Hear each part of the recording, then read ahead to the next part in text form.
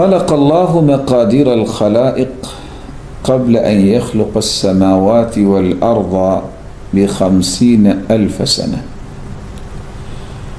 اللہ تعالیٰ نے کائنات کو بنانے سے 50,000 سال قبل تمام تقدیریں لکھ دی تھی۔ بندہ مومن کا اس پر ایمان ہوتا ہے، جو بھی کچھ ہوگا وہ لکھا ہوا ہوگا۔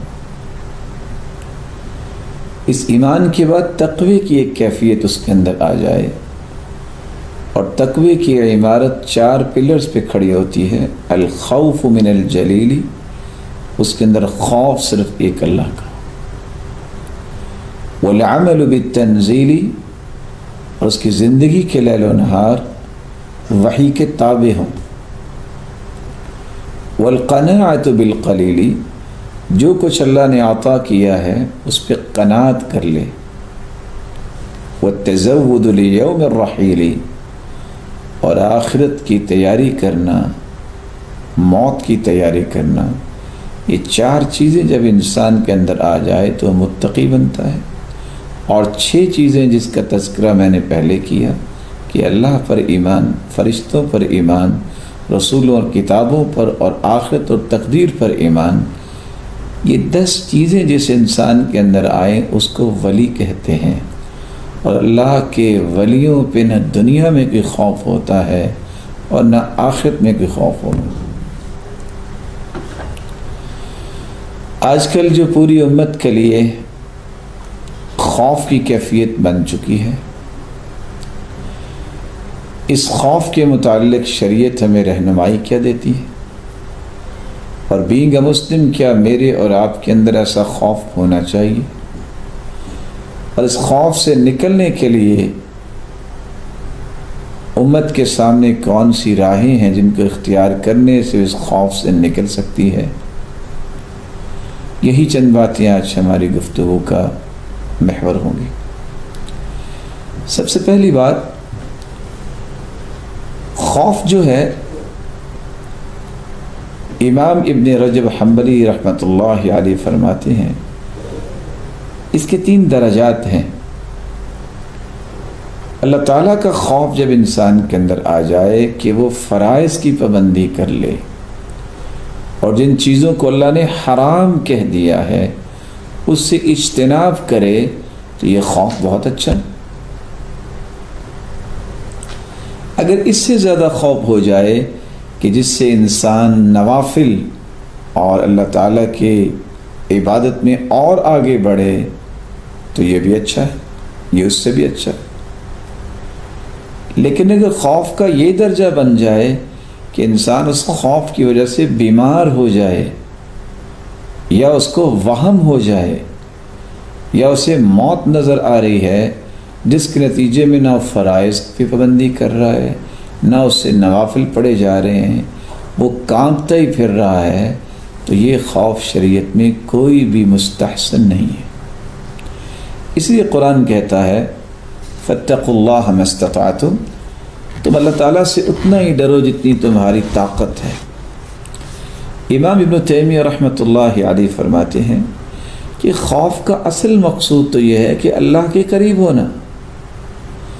دنیا میں انسان کسی سے خوف کھاتا ہے تو اس سے دور بھاگتا ہے، جب اللہ کا خوف انسان کے اندر آتا ہے تو اللہ کے قریب ہوتا ہے۔ اس کا مطلب یہ نہیں ہے تقوی اور خوف کا کہ انسان اس قدر اس کے جسم میں لرزہ طاری ہو جائے کہ وہ نہ تو کچھ کھا سکے، نہ کچھ پی سکے، اور نہ ہی عبادت کر سکے، اور کانپتے کانپتے فوت ہو جائے۔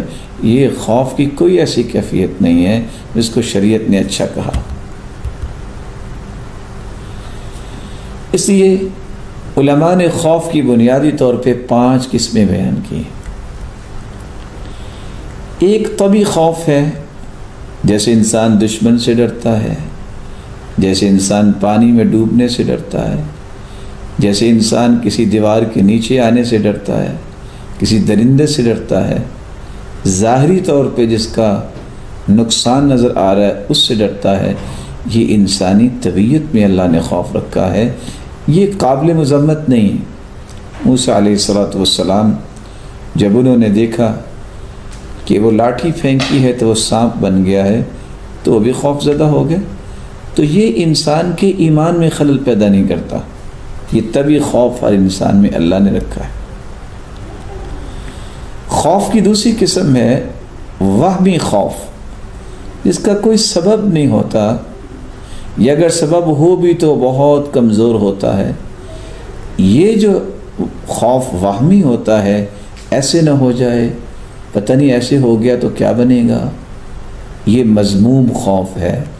اور اصل میں یہ جبنا کا خوف ہے، جس کو ہم بزدل کہتے ہیں. اس لیے آپ صلی اللہ علیہ وسلم نے امت کو ایسے خوف اور ایسی چیزوں سے منع فرمایا، اور آپ نے جبن، بزدلی سے تعوذ کیا ہے. اللہم انی اعوذ بک من الجبن والبخل، اللہ بخل سے بھی مجھے بچا، اور اسی طرح جبانت سے بھی، بزدلی سے بھی مجھے بچا. اور یہ کوئی اچھا کام نہیں ہے ایک ہو مسلمان اور اس کے اندر وہن کی ایک کیفیت پیدا ہو جائے کہ توکل کے قریب ہی نہ پھٹکے. توکل جس کے اندر ہوتا ہے وہ وہمی خوف کا مریض نہیں ہوتا، اس کے دل میں شجاعت ہوتی ہے. اور اس لیے علماء یہ لکھتے ہیں کہ جب انسان کا ایمان قوی ہوتا ہے تو اس کے دل سے اس طرح کا خوف جو ہے وہ جگہ نہیں بناتا. جب اس کا ایمان کمزور ہو جاتا ہے تو قوی خوفہ من غیر اللہ، جتنا ایمان اس کا کمزور ہو اتنا یہ خوف وہم کا زیادہ ہو جاتا ہے. اس لیے اللہ تعالیٰ سے دعا کرنی چاہیے کہ وہمی خوف جو ہے وہ انسان کو کبھی قریب نہ آئے. خوف کی تیسری قسم ہے حرام خوف. ایسا خوف انسان میدان جہاد میں ہے، دشمن کے سامنے ہے، اور بزدلی دکھا کے بھاگ جائے کہ کہیں مجھے مار نہ دے. یہ حرام ہے. انسان جو دوڑ کے جاتا ہے میدان کارزار سے تو اللہ کا غضب لے کے جاتا ہے. اسی طرح اگر وہ نیکی کا حکم کرنے سے خوف کھاتا ہے، برائی سے منع کرنے سے خوف کھاتا ہے کہ میں نے اگر نیکی کی بات کر دی تو مجھے تو لوگ مار دیں گے، اگر میں نے برائی سے منع کیا تو لوگ تو مجھے چھوڑیں گے نہیں. یہ خوف حرام ہے، کیونکہ یہ ذمہ داری ہے، اور ذمہ داری کو ادا کرنے سے انسان جو کتراتا ہے اور اس کو اپنی موت کا سبب سمجھتا ہے، اس لیے اس کو محرم خوف کہہ دیا گیا. خوف کی چوتھی قسم یہ ہے کہ انسان کے اندر اعتقادی خوف ہو، کسی بھی چیز سے، کسی بھی انسان سے. اس لیے خوف کھائے کہ اگر میں نے اس چیز کو ہاتھ لگا دیا تو میں فوت ہو جاؤں گا، اگر میں نے فلاں کی بات نہ مانی تو وہ تو مجھے نہ جانے کیسے دنیا سے ختم کر دے گا. یہ خوف صرف اللہ تعالیٰ کا ہونا چاہیے کہ اللہ تعالیٰ کا جب تک فیصلہ نہیں ہوگا اس وقت تک موت نہیں آ سکتی. یہ فلاں چیز کے اندر کوئی صلاحیت نہیں ہے کہ وہ موت بن جائے گی، وہ موت بنانے والا بھی اللہ ہی ہے. اس لیے اس طرح کا خوف اللہ کے علاوہ کسی اور کے اندر محسوس انسان کرتا ہے کہ میں نے فلاں چیز کو ہاتھ لگا دیا، میں نے فلاں چیز کو اختیار کر لیا، میں نے فلاں کی نافرمانی کر لی تو میں قتل ہو جاؤں گا، یا میں فقیر ہو جاؤں گا، یا مجھ سے سب کچھ چھین لیا جائے گا.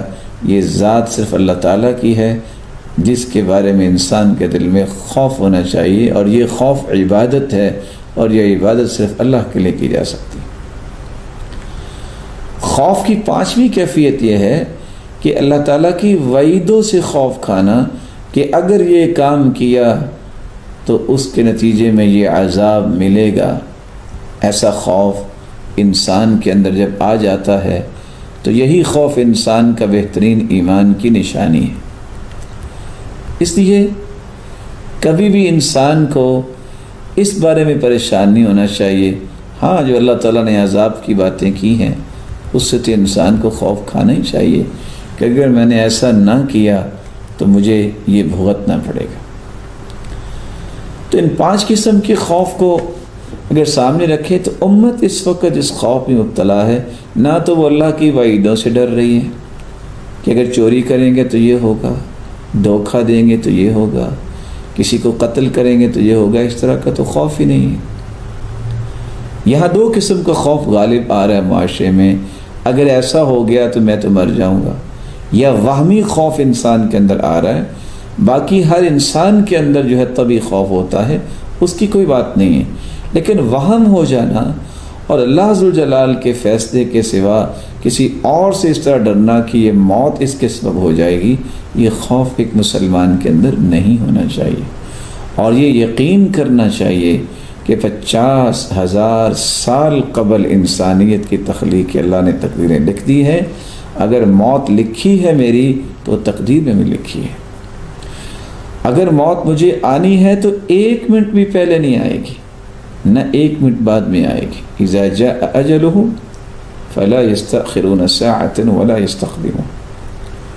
اور یہ بات سمجھنی چاہیے، انسان جس قدر بے احتیاطی کر لے اس کی موت پہلے نہیں آتی، انسان جس قدر بھی احتیاط کر لے اس کی موت لیٹ نہیں ہوتی۔ فرق یہ پڑتا ہے کہ احتیاط کرنا یہ سنت ہے، سنت پہ عمل کرنے سے درجات بلند ہوں گے، اللہ کا انسان محبوب بنتا ہے، موت تو وقت پہ آنی ہے۔ اور اگر بے احتیاطی کرتا ہے تو اس نے سنت کو بھی ترک کیا اور اس کے ساتھ ساتھ اور بڑی مصیبتوں کا سامنا کرنا پڑتا ہے، موت پھر بھی اس وقت آنی ہے جس وقت اللہ نے لکھی۔ اس لیے الوقایہ خیر من العلاج، علاج سے بہتر حفاظتی اقدامات ہوتے ہیں۔ تو بندہ مومن کو ایک تو اللہ کا خوف ہونا چاہیے، دوسرا اس کے اندر حفاظتی اقدام کو اختیار کرنا، یہ سنت سمجھ کے اس کو یہ کام کرنا چاہیے، اور تیسرا موت کے بارے میں سے کلیئر رہنا چاہیے۔ کتنے ایسے لوگ ہیں 20-20 سال بیمار رہتے ہیں، انہیں موت نہیں آتی، کتنے لوگ بغیر بیماری کے فوت ہو جاتے ہیں۔ من لم يمت بالسيف مات بغيره تعددت الاسباب والموت واحد۔ کچھ لوگوں کا ذہن ہوتا ہے شاید تلوار ہی ہمیں مارے گی، جو تلوار سے نہیں مرتا وہ گھر اپنی چارپائی اپنے بستر پہ لیٹا بھی فوت ہو جاتا ہے۔ اسباب مختلف ہے، موت ایک ہی۔ اس لیے ایک مومن جس کو ہم مسلمان اور مومن کہتے ہیں، اس کا ایمان ہونا چاہیے کہ اللہ عز و جلال کے فیصلے کے سوا کسی کا فیصلہ نافذ نہیں ہو سکتا۔ امت اس وقت جس خوف میں ہے، جس کے نتیجے میں کچھ لوگ احتیاط کی بات کرتے ہیں اور بڑی اچھی بات کرتے ہیں، اور حکومتیں بھی اس کی بات کر رہی ہیں، وہ اچھا کر رہی ہیں۔ کچھ لوگ اسی خوف کے نتیجے میں اس قدر امت کو خوف زدہ کر چکے ہیں کہ ہر شخص یوں سمجھ رہا ہے کہ ملک الموت آ چکا ہے، نہ جانے کس وقت میری گردن دبوچ دے گا۔ اور لوگ صحت مند بھی اس خوف کی وجہ سے بیمار ہو گئے، اور کچھ لوگ اس خوف کو لے کے انہوں نے ذخیرہ اندوزی کرنا شروع کر دی، اور اس قدر پریشان ہیں کہ شاید اگر میں 1 مہینے کا راشن اپنے گھر میں رکھ لوں گا تو شاید زیادہ سامان دے کے فرشتہ ڈر کے واپس چلا جائے گا۔ یعنی کیسی عجیب بات ہے کہ وہ یہ سمجھ بیٹھے ہیں کہ میں اگر سامان اکٹھا کر کے اپنے گھر کو لاک کر لوں گا تو پھر شاید فرشتہ نہیں آ سکے گا، اس کے پاس شاید چابی نہیں ہوگی۔ تیرے رب نے جو فیصلہ کیا ہے اس فیصلے پہ کوئی بھی تبدیلی نہیں کر سکتا۔ اس لیے اس طرح کی ذخیرہ اندوزی کرنا، لوگوں کو خوف زدہ کر دینا، اور ہر وقت یہ سمجھنا کہ موت میرے سر پہ منڈلا رہی ہے، اس طرح کا خوف انسانیت کو تباہ کر دے گا۔ ایسا نہیں کرنا چاہیے۔ مومن خوف زدہ نہیں ہوتا، خوف زدہ ہوتا ہے تو اللہ کے عذاب سے، اللہ عز و جلال سے۔ ایسی کیفیت سے نکالنے کے لیے ایک مسلمان کو طریقہ کیا اختیار کرنا چاہیے؟ اس کو 5 طریقے اختیار کرنے چاہیے۔ پہلا طریقہ، سچی توبہ کرے، کیونکہ اس بات پہ 2 رائے نہیں، کوئی بھی مصیبت آتی ہے وہ اللہ نے لکھی ہے، قُلْ لَن يُصِيبَنَا إِلَّا مَا كَتَبَ اللَّهُ لَنَا، وہ اللہ نے لکھی ہوئی ہے، اور ہمارے گناہوں کی شامت ہے، اور ہماری کمی اور کوتاہی اور خطاؤں کی نحوست ہے جو آج ہر ایک کو برداشت کرنی پڑ رہی ہے۔ کچھ لوگ سوچ رہے ہوں گے یہ بات سن کے کہ نیک لوگ تو ہیں، ان کا کیا گناہ ہے؟ رسول اللہ صلی اللہ علیہ وسلم کا فرمان ہے ان اللہ اذا اراد ان ينزل سطوته على اہل نقمته، اللہ تعالیٰ جب گنہگاروں پہ اپنا عذاب ڈالنا چاہتے ہیں، فوافت آجال قوم صالحین، تو ان آفتوں میں، ان مصیبتوں میں نیک لوگوں کی بھی اجل آ جاتی ہے۔ ثم یبعثون علی نیاتہم، لیکن قیامت کے دن نیتوں کے مطابق اٹھائے جائیں گے۔ وہ نیک ہے تو ان کا بدلہ انہیں نیکی کا جنت ملے گا۔ زلزلہ آتا ہے، جانوروں کا کوئی گناہ نہیں ہوتا، وہ بھی مارے جاتے ہیں۔ اس کا مطلب یہ نہیں ہے کہ انسان اس قدر پریشان ہو جائے کہ میں تو نماز بھی پڑھتا ہوں، میں تو نیکیاں بھی کرتا ہوں، تو مجھے یہ مصیبت کیوں دیکھنا پڑ رہی ہے۔ احسب الناس ان یترکوا ان یقولوا آمنا وهم لا یفتنون، کہ لوگ یہ سمجھتے ہیں کہ میں نے ایمان کا دعویٰ کر لیا، ان کو فتنے میں نہیں ڈالا گیا اور یہ کافی ہو گیا۔ وَلَقَدْ فَتَنَّ الَّذِينَ مِن قَبْلِهِمْ وَلَيَعْلَمَنَّ اللَّهُ الَّذِينَ صَدَقُوا وَلَيَعْلَمَنَّ الْكَاذِبِينَ، ہم نے تم سے پہلے لوگوں کو بھی آزمایا اور ہم نے جانا کہ کون سچا ہے اپنے دعوے میں اور کون جھوٹا ہے اپنے دعوے میں۔ تو سچی توبہ کرنے کا طریقہ یہ ہے، انسان خوبصورت وضو کرے اور اس کے بعد دل لگا کے 2 رکعتیں پڑھے اور پھر اپنے گناہوں پہ شرمندہ ہو کے اللہ کے سامنے اعتراف کرتے ہوئے آئندہ گناہ سے توبہ کر لے کہ میرے مالک، میں عزم مصمم کرتا ہوں کہ میں آئندہ کوئی گناہ نہیں کروں گا، تو مجھے معاف کر دے۔ یہ توبہ اور استغفار جو ہے یہ بھی انسان کی مصیبتوں کو ٹالنے کے ذریعہ ہے۔ وَمَا كَانَ اللَّهُ مُعَذِّبَهُمْ وَهُمْ يَسْتَغْفِرُونَ، قرآن کہتا ہے جس قوم کے اندر استغفار کرنے والے موجود ہوں اس قوم کو اللہ عذاب نہیں دیتے۔ دوسرا کام جو کرنے والا ہے، جو امت کو سنت سمجھ کے کرنا چاہیے، اللہ کے رسول صلی اللہ علیہ وآلہ وسلم نے جو احتیاطات امت کو عطا کی ہیں ان کو اختیار کرنا چاہیے۔ آپ صلی اللہ علیہ وسلم نے جب زندگی کا ایک طریقہ بتا دیا ہے، تم اپنے منہ کو صاف رکھو، طیبوا افواہکم، طہروا ھذی الاجساد، تم اپنے جسموں کو پاک صاف رکھو، طہروا افنیتکم، اپنے گھروں کے ماحول کو صاف ستھرا رکھو، طہروا ساحاتکم، اپنے صحنوں کو صاف ستھرا رکھو۔ یہ اللہ کے رسول کے فرامین ہے۔ تو انسان کی پاکیزگی، وہ فکری پاکیزگی ہو، وہ قلبی پاکیزگی ہو، وہ انسان کے جسم کی پاکیزگی ہو، اس کے ماحول کی پاکیزگی ہو، یہ ساری پاکیزگیاں شریعت کا حکم ہے۔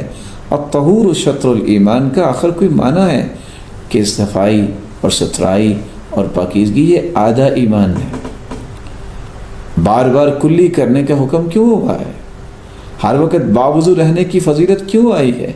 کہ ایک مسلمان پاکیزہ ہوتا ہے تو جب اس طرح کی چیزیں اختیار کرتا ہے، ہر وقت باوضو رہتا ہے تو زمین پہ چلتا ہے، اس کے قدموں کی آہٹ جنت میں سنائی دیتی جیسے بلال کی تھی۔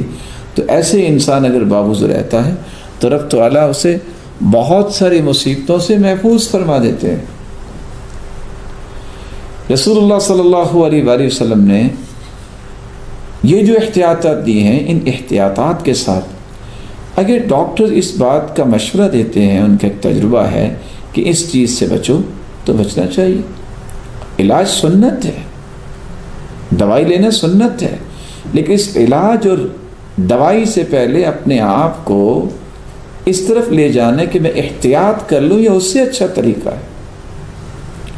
کیسے اللہ کے رسول صلی اللہ علیہ وسلم نے فرمایا تھا کہ اللہ عز و جلال اپنے محبوب بندے کو، دنیا کو اسی طرح بچاتے ہیں کما یحمی احدکم سقیمہ من الماء، جس طرح تم اپنے بیمار بندے کو پانی سے بچاتے ہو تاکہ یہ مزید بیمار نہ ہو جائے۔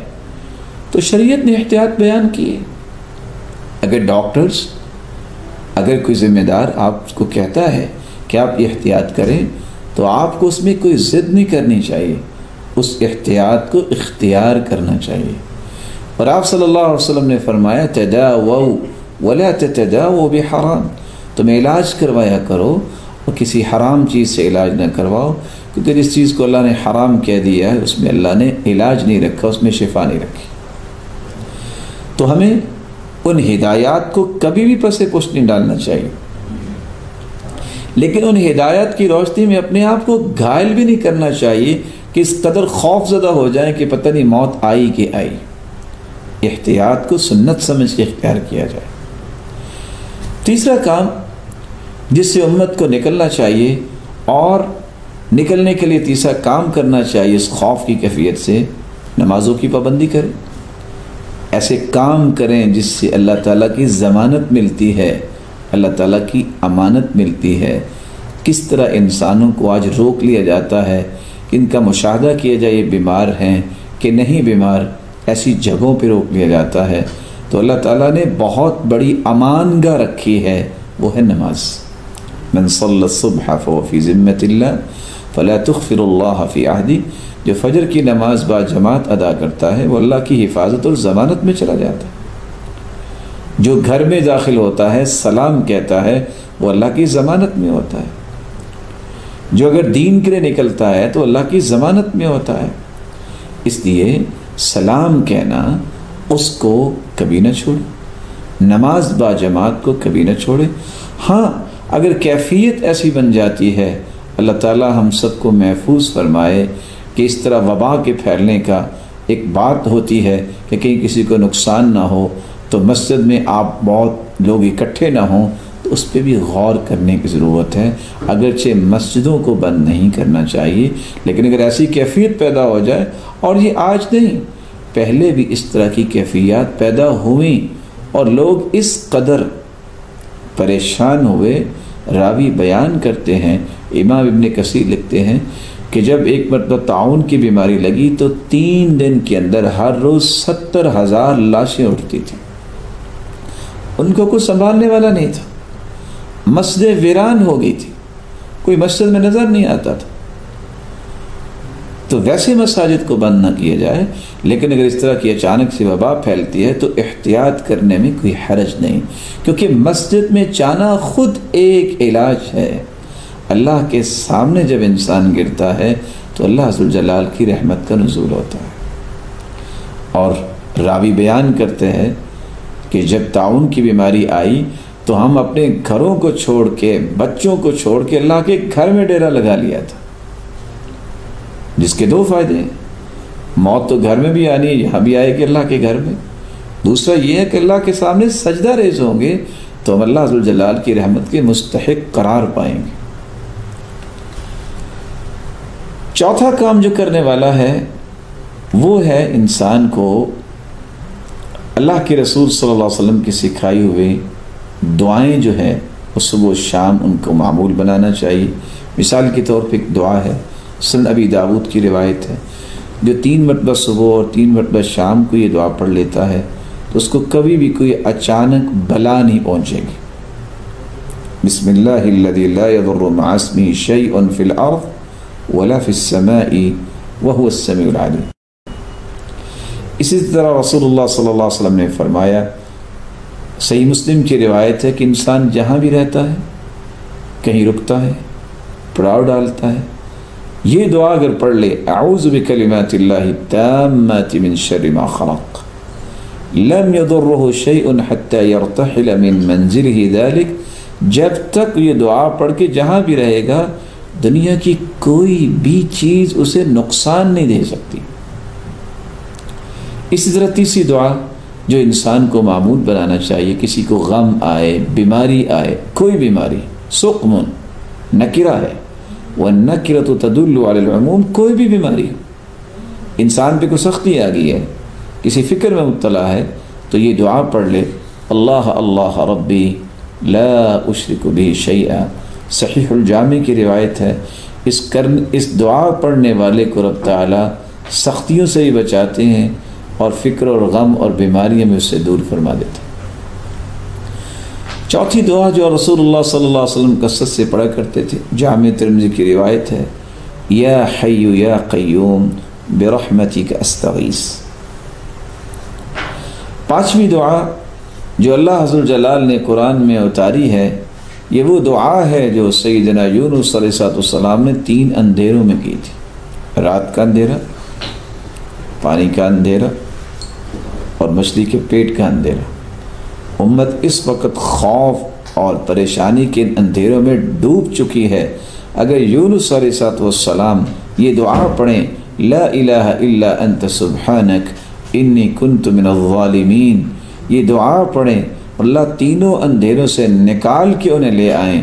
تو آج امت بھی یہ دعا پڑھے تو اندھیروں سے نکل سکتی ہے۔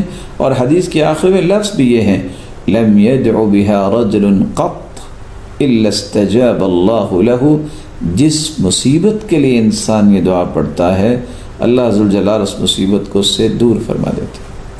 اگرچہ لوگ اس کو آیت کریمہ سے بھی یاد کرتے ہیں، یہ رسول اللہ صلی اللہ علیہ وسلم پر نازل ہونے والے قرآن کی آیت کا حصہ ہے۔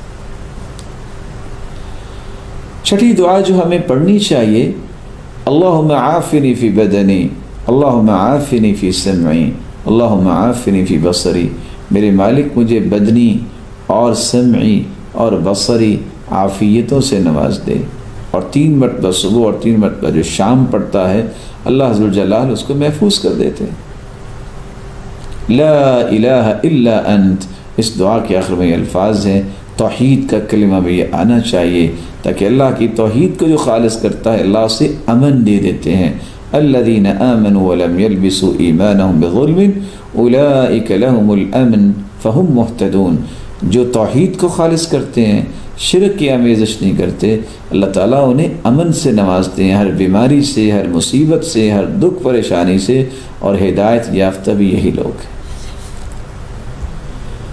رسول اللہ صلی اللہ علیہ وآلہ وسلم نے ایک 7ویں دعا بھی سکھائی ہے، اللہم انی اعوذ بک من منکرات الاخلاق والاعمال والاہواء والادواء، اللہ برے اخلاق، برے اعمال، بری خواہشات اور بری بیماریوں سے مجھے محفوظ فرما، میں تیری پناہ میں آتا ہوں۔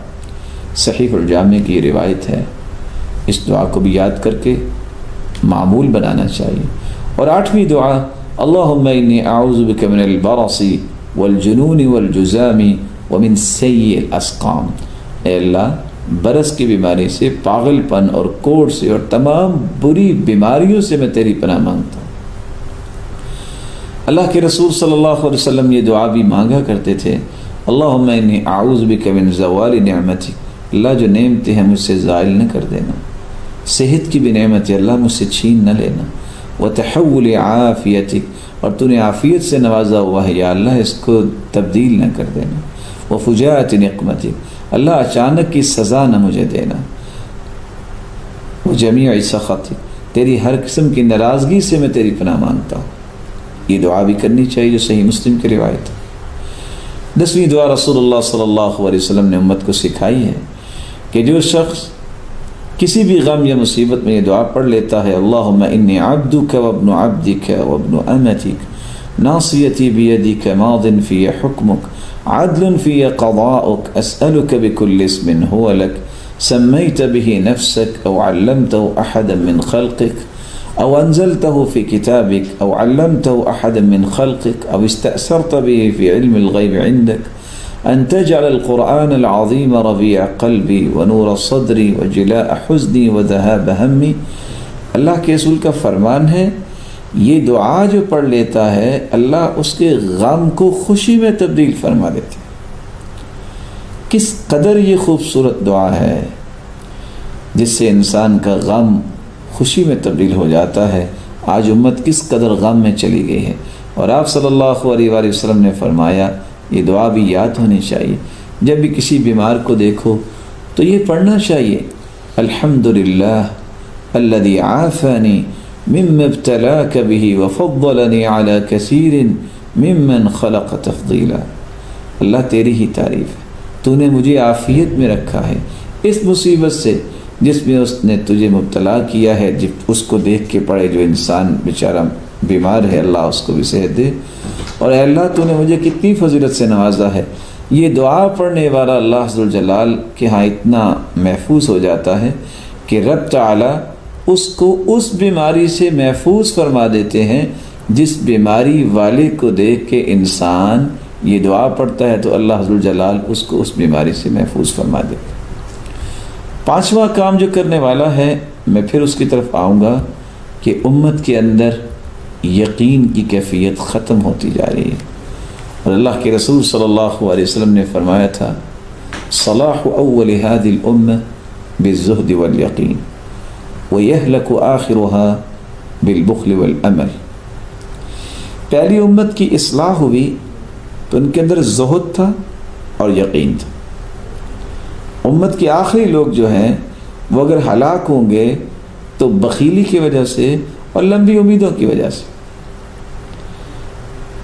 اور رسول اللہ صلی اللہ علیہ وآلہ وسلم نے کتنی اچھی بات بھی کہہ دی. اور صحابی کیا کہہ رہے ہیں؟ الصبر نصف الایمان والیقین الایمان کلہ. صبر، برداشت یہ آدھا ایمان ہے، اور یقین جو ہے یہ پورا ایمان ہے.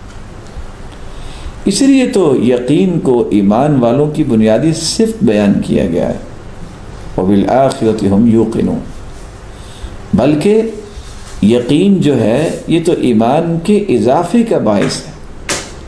الیقین من زیادت الایمان، جیسے کہ سہل بن عبداللہ تستری کہا کرتے تھے. انسان کا ایمان مکمل ہی اس وقت ہوتا ہے جب اس کے اندر اللہ عز و جلال کا یقین پیدا ہو جائے کہ میرا رب مجھے ضائع نہیں ہونے دے گا. الیقین ملاک القلب. ابو بکر الوراق کہا کرتے تھے کہ دل کے اندر ایمان اس وقت جو ہے وہ جگہ بناتا ہے جب انسان کو اللہ پر یقین ہو جاتا ہے. محسنین کا بنیادی وصف بیان کیا گیا ہے. محسنین وہ ہیں الذین یقیمون الصلاۃ، جو نمازیں پڑھتے ہیں، ویؤتون الزکاۃ، اور وہ زکوٰۃ کو ادا کرتے ہیں، وہم بالآخرۃ ہم یوقنون، اور آخرت پر یقین رکھتے ہیں. اور آخرت پہ یقین رکھنے کا معنی ہے کہ ایک مالک ہے جس نے حساب لینا ہے، اس مالک پہ یقین رکھنا کہ وہ دنیا میں جو نیکیاں کرنے والا ہے اس کو ضائع نہیں کرتا، وہ کسی کے اعمال کی قدر کرتا ہے، اس کو ضائع نہیں ہونے دیتا. افضل ترین عمل کے بارے میں بھی اللہ کے رسول نے فرمایا وہ یہ ہے ایمان لا شک فی. ایسا ایمان ہونا چاہیے کہ اس میں شک کی گنجائش نہ. رسول اللہ صلی اللہ علیہ وسلم پر قرآن نازل ہوا ہے. آج امت کو لیڈرشپ کی ضرورت ہے اور قیادت اس کو نصیب ہوتی ہے.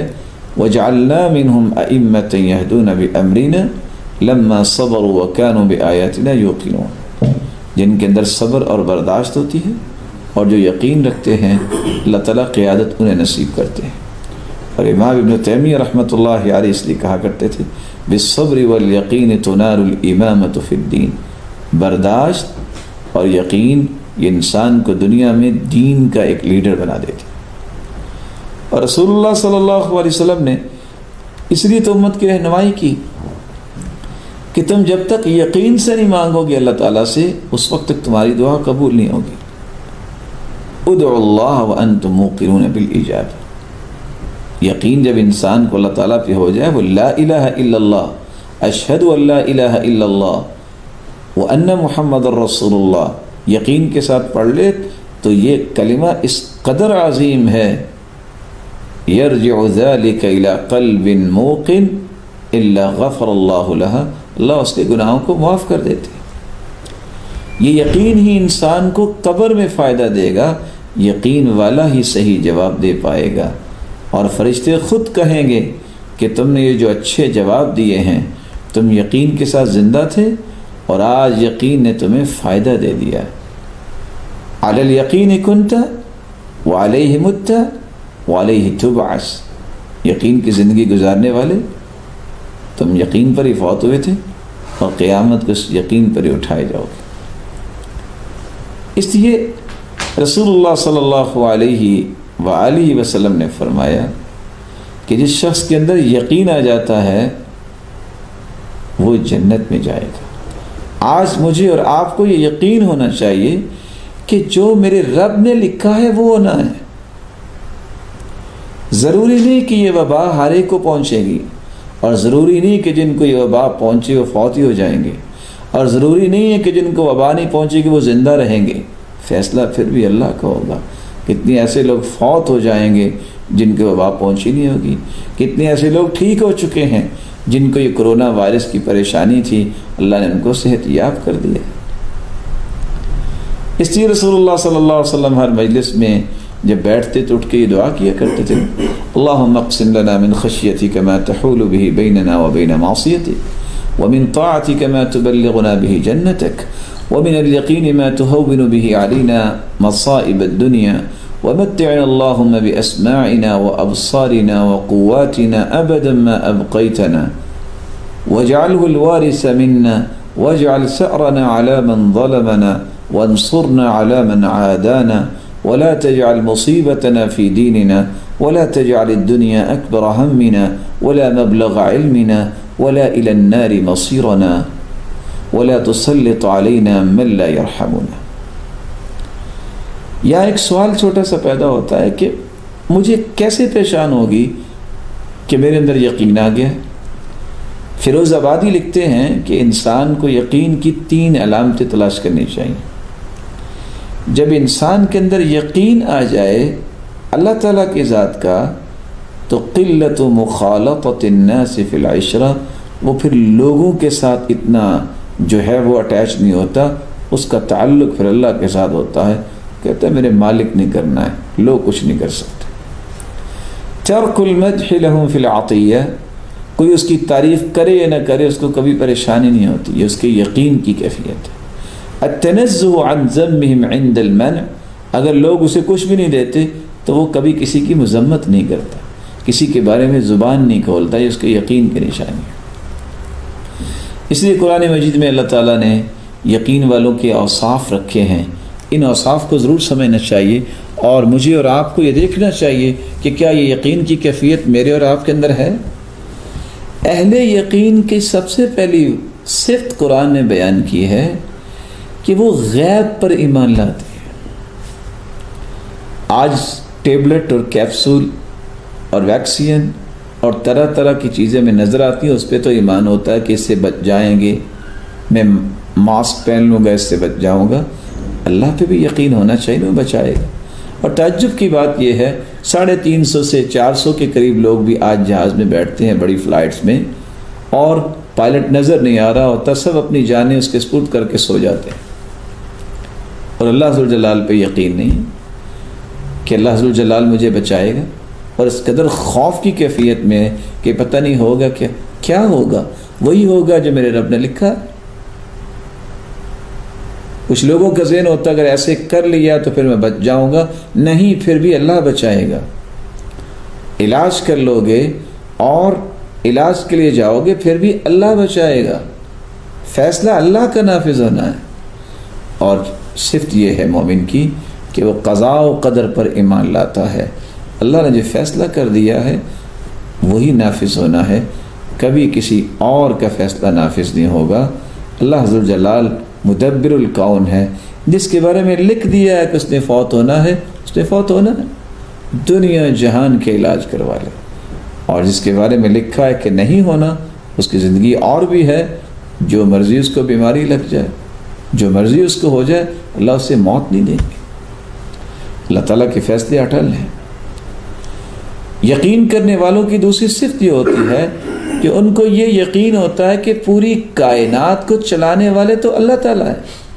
بعض لوگ کس قدر پریشان ہوتے ہیں کہ یہ بچہ اصل میں فوت اس لیے ہو گیا کہ میرے خامد اس کو بر وقت ہاسپٹل میں لے کے گئے، اور خامد کہتا ہے کہ اچھا میری اہلیہ نے اس کا خیال نہیں کیا.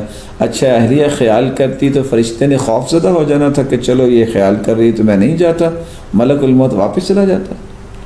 یا یہ ہے کہ وقت پہ اگر خامد لے جاتا، حالانکہ لے جانا چاہیے، یہ سنت ہے، وقت پہ دوائی لینی چاہیے، یہ بھی سنت ہے. اگر وہ لیٹ ہو گیا کسی وجہ سے پریشانی ہے، نہیں پہنچ پایا، تو یہ الزام لگا دینا کہ یہ فوت ہوا ہے تو اس لیے کہ وقت پہ ہاسپٹل نہیں پہنچا. اس کا مطلب ہے کہ اگر ہاسپٹل پہنچ جاتا تو پھر ڈاکٹروں کے وہ انسٹرومنٹ دیکھ کے ملک الموت خوف زدہ ہو کے واپس چلا جاتا. ایسا نہیں ہے. یہ سب سے پہلے عقیدے کو درست کرنے والی بات ہے. پھر بھی زندگی اللہ نے دینی تھی. کتنے لوگ آج بھی وینٹیلیٹر کی بات کرتے ہیں، جی وینٹیلیٹر آف کر دیے تو فوت ہو جائے گا. یہ تصور غلط ہے. یعنی وینٹیلیٹر جو ہے فرشتے کو روک کے بیٹھا ہے. یہی تو وہ مصیبت ہے کہ آج امت اس وقت پریشان ہے، اس کو سمجھ نہیں آ رہی کرنا کیا ہے، اس کا یقین ہی کوئی نہیں ہے.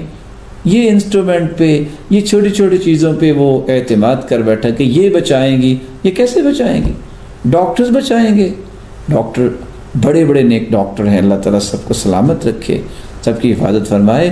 میرے محترم، اگر ڈاکٹرز کسی کی جان بچا پاتے تو کسی ڈاکٹر کو موت نہ آتی. ڈاکٹروں کے ہاتھ پہ بھی اللہ ہی شفا رکھتے ہیں. ڈاکٹر تو ایک سبب بنایا اللہ تعالیٰ نے لیکن ان کی دوائی میں، ان کے علاج میں جب تک اللہ کا فیصلہ نہیں آتا جان نہیں بچا سکتے۔ تیسری جو صفت ہے ایک مومن کی یہ ہونی چاہیے، جس کو یقین والا کہہ سکتے ہیں، وہ اللہ کی فیصلوں تقدیروں پر ایمان لاتے ہیں۔ وہ کہتے ہیں جو اللہ نے لکھا ہے، یہ مصیبت آنی تھی، اللہ نے لکھا ہے، یہ موت اس طرح لکھی ہے۔ اور حدیث میں آتا ہے جس کی موت جہاں لکھی ہو وہ کسی ضرورت کی وجہ سے وہاں جاتا ہے، اس کی ضرورت اسے لے کے جاتی ہے، نتیجتاً وہ اللہ کے پاس چلا جاتا ہے۔ اور امام ابن کثیر نے ایک عجیب قصہ لکھا، اگر اس میں کلام کرنے والوں نے کلام کی، کہ کس قدر سلیمان علیہ السلام کے پاس جب ملک الموت آیا تو ایک وزیر تھا، اس کو دیکھا ملک الموت چلا گیا اور وہ کانپنے لگ گیا۔ نتیجتاً کچھ مدت کے بعد آیا، پوچھا کہ وہ ایک میرا وزیر کانپ رہا تھا تو کیا مسئلہ تھا؟ ہوا کو اللہ نے مسخر کیا تھا، کہا مجھے بوماس جزیرے میں پہنچا دیجیے، وہاں پہنچا دیا گیا، ملک الموت وہاں گیا، اس کا وقت آ گیا، اس کی جان قبض کر لی۔ جہاں کسی کی جان نکلنی ہے وہاں نکلنی ہے۔ سیدنا خالد بن ولید ساری زندگی شہادت کی تمنا لے کے چلتے تھے، لیکن ان کو موت ان کے بستر پہ آئی تھی۔ اگرچہ حدیث میں آتا ہے جو شہادت کی تمنا کرتا ہے اللہ تعالیٰ اس کو شہادت کا رتبہ عطا کر دیتے ہیں، وَإِن مَاتَ عَلَىٰ فِرَاشِهِ، خواہ وہ اپنے بستر پہ ہی فوت ہو۔ اس لیے اس قدر جو ہے وہ خوف سے اپنے آپ کو ہلاک کرنے کی طرف لے جانا، یہ کوئی رویہ اچھا نہیں ہے۔ اللہ کے فیصلوں اور تقدیروں پر ایمان لائیے، اور تقدیریں اللہ نے 50,000 سال پہلے لکھ دی ہیں۔ کیا لکھی ہے وہ بھی اس کے علم میں۔ ہمیں تقدیر کا مکلف نہیں بنایا گیا کہ ہم دیکھیں کہ لکھا کیا ہے، ہمیں مکلف بنایا گیا ہے اعملوا فکل میسر لما خلق لہ، تم عمل کرو، احتیاطات اختیار کرو، عمل میں سے نماز پڑھو، اسی طرح اپنے آپ کو باوضو رکھو، اور اسی طرح رسول اللہ صلی اللہ علیہ وسلم نے فرمایا کہ غسل کرو، اپنے صحنوں کو صاف ستھرا رکھو، صفائی کا خیال رکھو۔ جن جن اعمال کا حکم دیا گیا ہے، جن جن دعا و اذکار کا حکم دیا گیا، ہم اس کے مکلف ہیں، ہم تقدیر کو پڑھنے کے مکلف نہیں ہیں۔ اہل یقین کی ایک صفت اللہ تعالیٰ نے یہ بھی بیان کی ہے کہ وہ شریعت کو مقدم کرتے ہیں۔ افحکم الجاہلیت یبغون ومن احسن من اللہ حکما لقوم یوقنون، وہ اللہ کے حکموں کو مقدم کرتے ہیں کیونکہ یقین ان کے اندر ہے۔ نفع نقصان کا مالک وہ اللہ تعالیٰ کو سمجھتے ہیں۔ اہل یقین جو ہوتے ہیں ان یمسسک اللہ بضر فلا کاشف لہ الا ہو، اگر آپ کو بھی اے میرے محبوب کوئی تکلیف آئے تو اس کو بھی دور کرنے والا اللہ تعالیٰ ہی ہے۔ وَيُرِدْكَ بِخَيْرٍ فَلَا رَادَّ لِفَضْلِهِ، اور اگر اللہ تعالیٰ رحمت سے نوازنا چاہتے ہیں تو کوئی اس کو رد نہیں کر سکتا۔ اور یہ بات تو اللہ کے رسول نے بچوں کو سمجھائی تھی، عبداللہ بن عباس کو فرمایا احفظ اللہ یحفظک، میں تمہیں کچھ کلمات سکھانا چاہتا ہوں، اللہ تیری حفاظت کرے گا تو ان کی حفاظت کر لیں۔ انی اعلمک کلمات احفظ اللہ یحفظک، احفظ اللہ تجدہ تجاہک۔ اور وہ کلمات کیا تھے؟ اذا سألت فاسأل اللہ، جب بھی تم نے مانگنا ہے تو اللہ تعالیٰ سے مانگا کر۔ وَإِذَا اسْتَعَنْتَ فَاسْتَعِنْ بِاللَّهِ، اور اگر تمہیں مدد کی ضرورت ہے تو رب تعالیٰ سے مدد طلب کرنا۔ وَعَلَمْ أَنَّ الْأُمَّةَ لَوْ اجْتَمَعَتْ عَلَىٰ أَن يَنْفَعُوكَ بِشَيْءٍ لَمْ يَنْفَعُوكَ إِلَّا بِشَيْءٍ قَدْ كَتَبَهُ اللَّهُ لَكَ، پوری دنیا اکٹھی ہو جائے تمہیں نفع دینے کے لیے، جو چاہے آپ احتیاطات کر لیں، اگر اللہ عز و جلال نے لکھا ہے تو نفع ملے گا وگرنہ نہیں ملے گا۔ وَلَوْ اجْتَمَعُوا عَلَىٰ أَن يَضُرُّوكَ بِشَيْءٍ لَمْ يَضُرُّوكَ إِلَّا بِشَيْءٍ قَدْ كَتَبَهُ اللَّهُ عَلَيْكَ، اگر ساری دنیا تمہیں تکلیف دینا چاہے تو تمہیں تکلیف نہیں ملے گی جب تک تیرا رب نہیں چاہے گا۔ اس لیے اللہ عز و جلال پر یقین رکھنا اور اللہ عز و جلال کے خوف اپنے اندر پیدا کرنا، یہ وہ صلاحیت جب تک مسلمانوں کے اندر نہیں آئے گی اس وقت تک یہ پریشانیاں ان سے دور نہیں ہوں گی۔ میری اللہ تعالیٰ سے دعا ہے کہ اللہ عز و جلال ہمارے اندر یہ یقین کی کیفیت پیدا فرمائے۔ یہاں دو تین باتیں میں اور بھی آپ کی خدمت میں پیش کرنا چاہوں گا۔ کس قدر سہانا وقت سحری کا، جب اللہ عز و جلال آسمان دنیا پہ نزول فرماتے ہیں جیسے کہ اس کی شان کو لائق۔ ڈاکٹر کے قریب چلے جائیں یا ڈاکٹر کسی کی طرف توجہ کرے تو کتنی دل کو تسلی ملتی ہے کہ میں ٹھیک ہو جاؤں گا۔ تیرا مالک، میرا مالک رات کے آخری حصے میں آسمان دنیا پہ نزول فرماتے ہیں جیسے اس کی شان کو لائق، اس وقت اٹھ کے دعا کریں۔ حدیث میں آتا ہے جو شخص یہ رات کو اٹھ کے یہ پڑھتا ہے سبحان اللہ والحمد للہ ولا الہ الا اللہ واللہ اکبر ولا حول ولا قوت الا باللہ، جو اس کے بعد دعا کرو گے اللہ اسے پورا فرما دیں گے، اللہ اسے عطا کر دیں گے۔ بارش کا وقت ہے، دعا کیجئے، دعا رد نہیں ہوتی۔ الدعاء بین الاذان والاقامت لا ترد، اذان ہوئی ہے اور جماعت، یہ درمیان میں جو 10 سے 15 منٹ کا فرق ہے، ان اوقات کو استعمال کیجئے، دعا کیجئے، اللہ تعالیٰ تمہاری دعاؤں کو رد نہیں کریں گے۔ اضطراب کی حالت میں دعا کیجئے، پریشانی کی حالت میں اللہ رد نہیں کریں گے۔ یہی تو وجہ ہے۔ کچھ لوگ پوچھتے ہیں کہ کافر، ان کے ساتھ کیا ہوگا؟ کافر بھی اگر مظلوم ہو تو اللہ ان کی دعا بھی سنتے ہیں۔ کافر اگر اضطراب کی کیفیت میں ہو تو اللہ اسے بھی جو ہے اپنی رحمت سے نوازتے ہیں۔ اس لیے کچھ لوگ اس قدر مصیبت میں چلے جاتے ہیں کہ جب اللہ عز وجلال کی طرف رجوع ہوتا ہے تو اللہ عز وجلال ان کے رجوع کو قبول کرتے ہیں۔ اور آپ نے دیکھا ہوگا بکریاں رات کو سوتی ہیں اور فجر سے پہلے پہلے اٹھ جاتی ہیں، اور یہ نزول برکت کا وقت ہوتا ہے۔ اسی بنا پر بکری کی نسل میں دیکھیں کتنی برکت ہے۔ اور آپ نے دیکھا کہ کتے رات کو رات بھر بھونکتے رہتے ہیں، جو ہی فجر کے قریب ہوتا ہے تو سو جاتے ہیں، اس لیے برکت سے محروم رہتے ہیں۔ آج ہمیں اپنی زندگی کے معمولات کو بھی بہتر کرنا چاہیے۔ ہماری راتیں فضولیات میں جو گزرتی ہیں، ان راتوں کو قیمتی بنائیے۔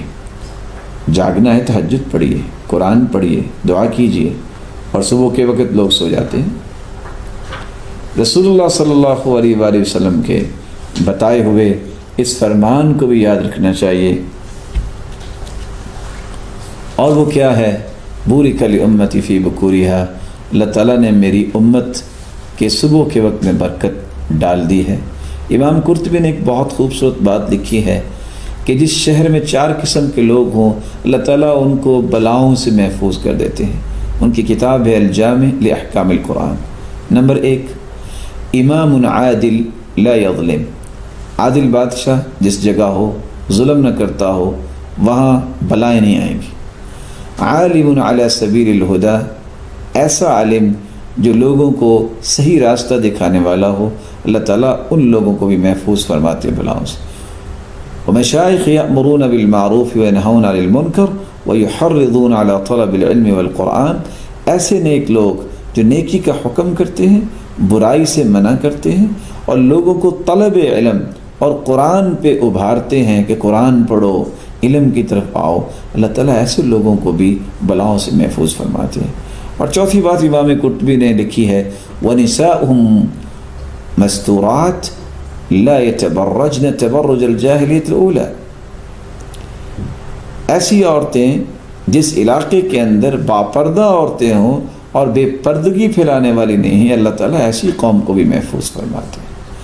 اس لیے رسول اللہ صلی اللہ علیہ وآلہ وسلم نے کتنی اچھی بات کہی کہ مومنہ عورت جو ہے وہ باپردہ ہوتی ہے، المرأة عورہ، اور حدیث میں آتا ہے لم تظہر الفاحشة فی قوم قط حتی یعلنوا بها،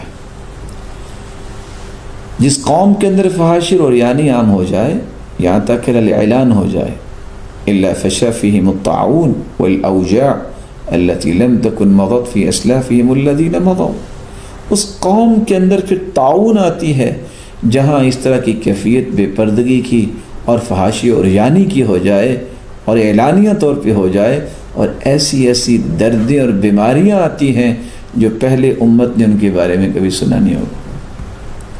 قرآن مجید کا تقریباً کوئی 10واں حصہ اگر کہا جائے تو یہ مبالغہ نہیں ہے، وہ موسیٰ علیہ السلام کے قصے پر مشتمل ہے۔ اور میں یہ کہنا چاہوں گا، چھٹیاں ہیں، قرآن کو کھولیے، جہاں بھی موسیٰ علیہ السلام کا قصہ ہے ایک مرتبہ تمام آیات کو پڑھیے۔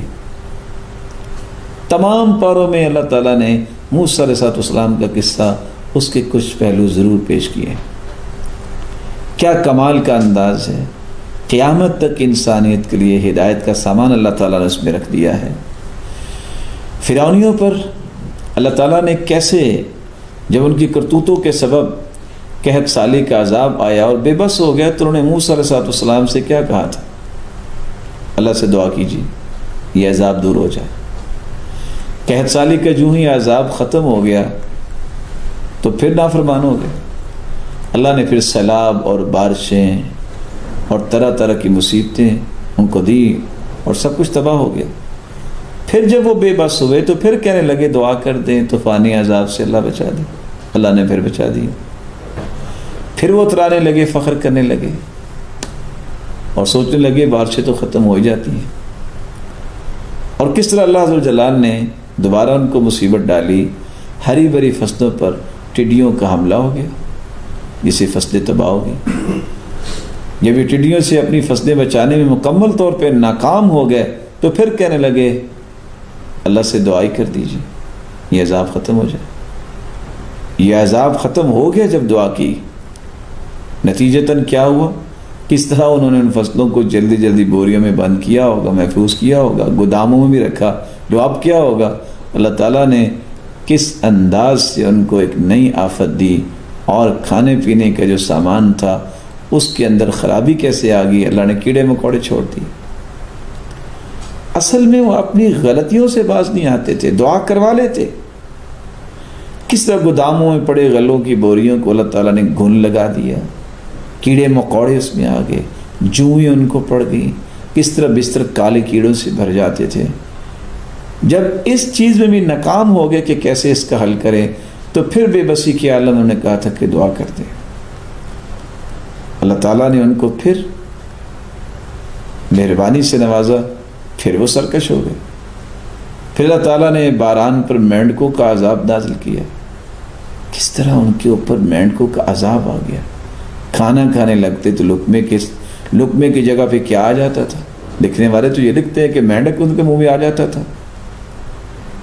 جب یہاں بھی بے بس ہو گئے تو پھر انہوں نے کہا کہ دعا کیجیے۔ اللہ تعالیٰ نے ان کی ان حرکتوں کے بعد بھی جب دعا کروائی گئی تو ان کو بچا دیا، لیکن پھر بھی وہ اللہ عز و جلال کی معصیت پہ کھڑے رہے۔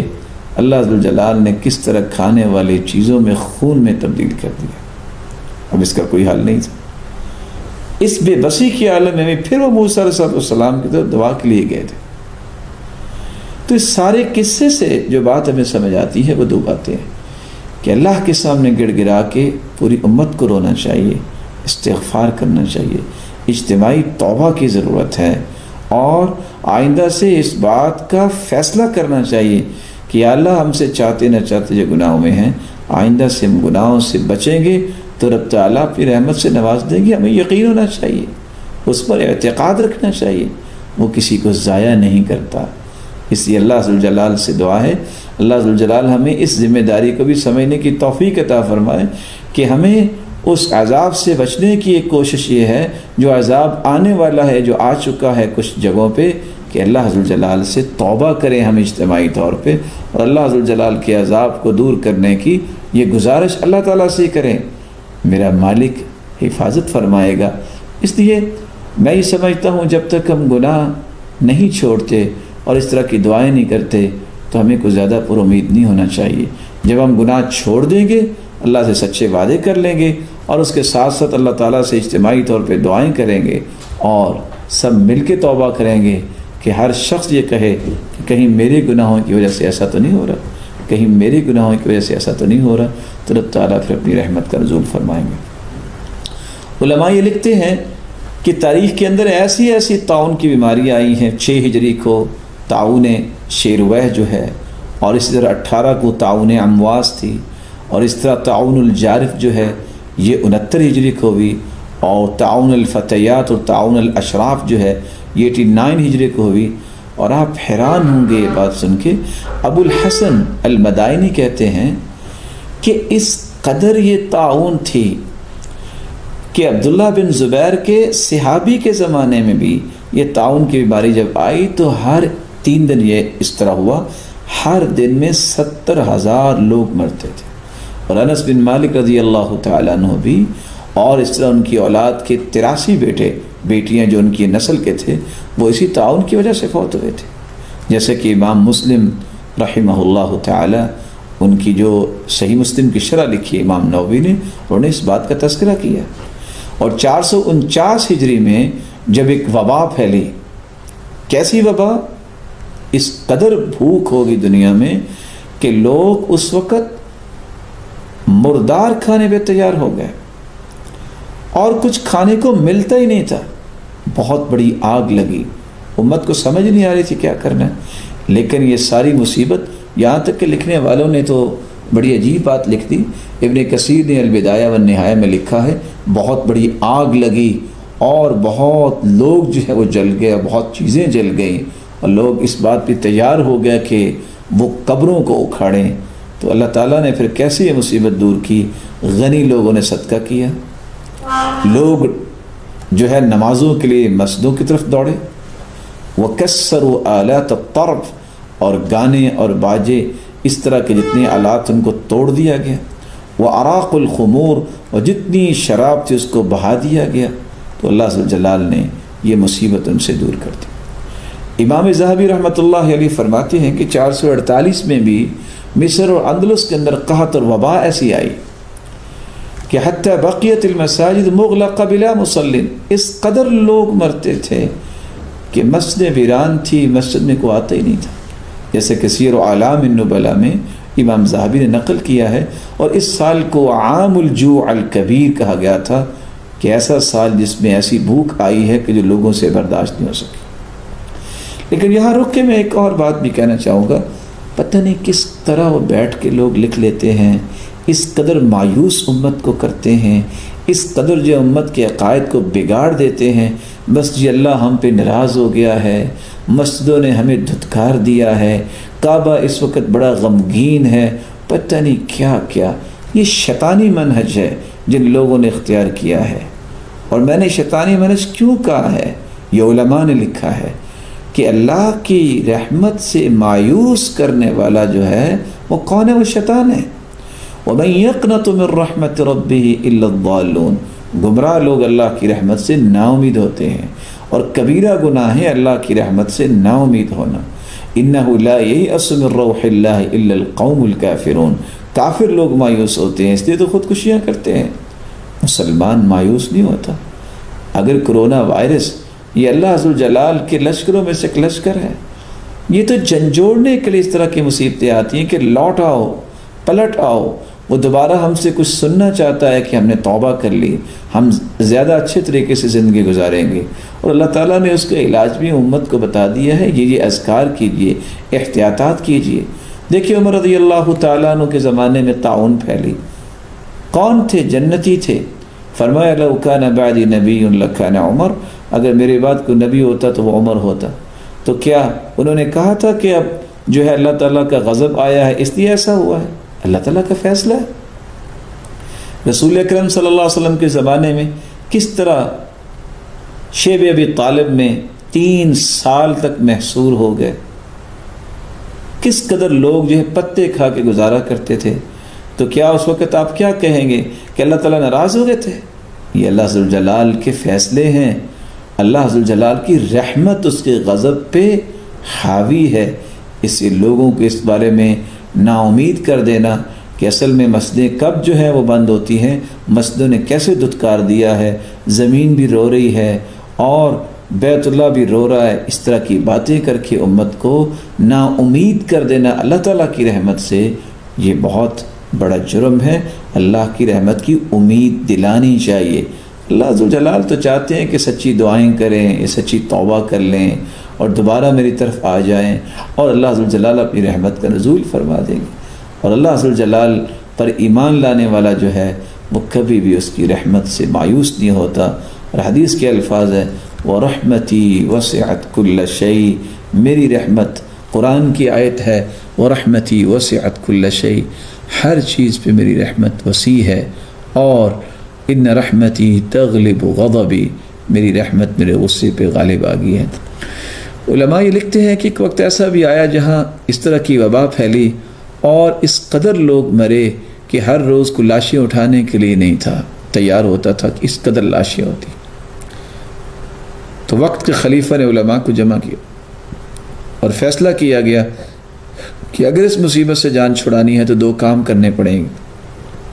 موسیقی، آلات طرب جو اللہ کی نافرمانی کی یہ آلات تھے، ان کو توڑوا دیا گیا، اور امر بالمعروف اور نہی عن المنکر کی ایک کمیٹی قائم کی گئی، نیکی کا حکم کرنا اور برائی سے منع کرنا. تو اس کام کرنے سے رب تعالیٰ نے 1 ہفتے کے اندر یہ وبا ختم کر دی. یہاں رک کے میں ایک اور بھی گزارش کروں گا، جو احادیث کے اندر اذکار آئے ہیں، دعائیں آئی ہیں، ان دعاؤں اور اذکار پر اعتماد کرنا چاہیے. خود گھڑ گھڑ کے اور بناوٹی خوابیں اور اس طرح کی باتیں کہ اللہ کے رسول آئے اور انہوں نے یہ کہا خواب میں کہ یہ پڑھو. اللہ کے رسول کے پاس تو اللہ عز و جلال کی کوئی وحی اس وقت نہیں آئی. جب عمر رضی اللہ تعالیٰ عنہ کے زمانے میں طاعون آئی، اس وقت تو اللہ کے رسول نے خواب میں آ کے نہیں بتایا کہ یہ دعا پڑھیں. جو سکھا کے گئے ہیں ان پر اعتماد کیجئے، ان کو یاد کیجئے، ان اذکار کو لیجئے اور ادھر ادھر کی باتوں میں اپنا وقت ضائع نہ کیجئے. رسول اکرم صلی اللہ علیہ وسلم کے بارے میں صحابی نے سچ کہا ہے، ان خیر الہدی ہدی محمد صلی اللہ علیہ وسلم. بہترین ہدایت وہ ہے جو اللہ کے رسول نے دی ہے. حدیثیں آ چکی ہیں، قرآن موجود ہے، اس سے بڑی کوئی نعمت نہیں ہے. کوئی کچھ خواب کی بات کرتا ہے، کوئی کچھ خواب کی بات کرتا ہے. یہ خواب صحابہ کو پہلے آنی چاہیے تھی کہ اللہ کے رسول ان کو آ کے بتاتے، عبداللہ بن زبیر کو بتاتے، اور سیدنا انس جو اس طاعون کی بیماری میں شہید ہو گئے ان کو بتاتے. اور کتنے ایسے طاعون کی کتابیں لکھنے والے جو ہیں ان کو بھی طاعون کی بیماری لگی اور وہ فوت ہو گئے. اس لیے اس طرح کی باتوں پہ توجہ نہیں دینی چاہیے. توجہ قرآن پہ دیں اور حدیث پہ دیں، اور یقین کر لیجئے میں اور آپ مسلمان ہیں، اور مسلمان بزدل نہیں ہوتا، وہ اس قدر خوف نہیں اپنے اندر پیدا کرتا جو اللہ کا خوف ہونا چاہیے. اسے موت کا اور بیماری کا خوف نہیں ہوتا، اس کا یقین ہوتا ہے اللہ پر کہ میرا رب میری حفاظت کرے گا. اور اللہ عز و جلال فرماتے ہیں انا عند ظن عبدی بھی، جس طرح میرے بندے کا مجھ پہ گمان ہوگا میں فیصلہ ویسے کرتا ہوں. اے اللہ ہمیں یقین ہے کہ تو ہم سب کی حفاظت فرمائے گا، اور تو حفاظت فرما میرے مالک، ہر ایک کی حفاظت فرما، اور جو بیمار بھی ہیں ان کو تو صحت و عافیت سے نواز. وآخر دعوانا ان الحمد للہ رب العالمین.